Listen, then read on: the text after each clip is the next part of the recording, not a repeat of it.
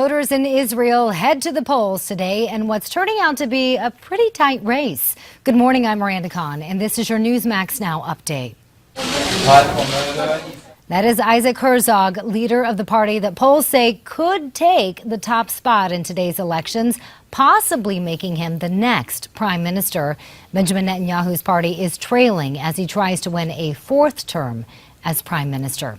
Iran is now reportedly moving heavy weapons into Iraq. The New York Times says missiles like this one have been shipped in to be used in the fight against ISIS and Tikrit. American military officials say they're worried about civilian casualties if Iraqi forces start firing the Iranian weapons.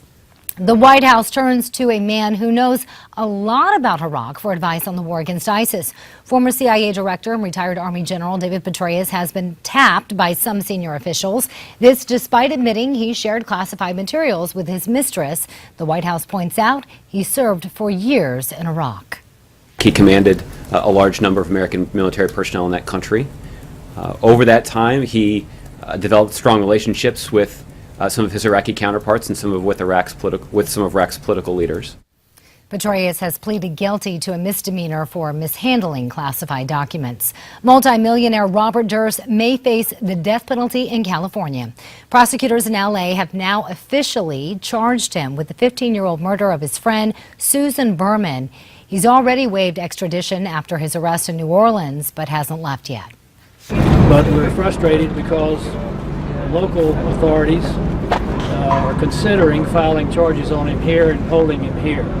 We're ready to go to California and to have a trial. Police officers in New Orleans say they found Durst with a gun when they picked him up over the weekend. Investigators have linked Durst to 3 murders over the last several decades, and in an HBO documentary, he appears to be heard confessing in an unguarded moment.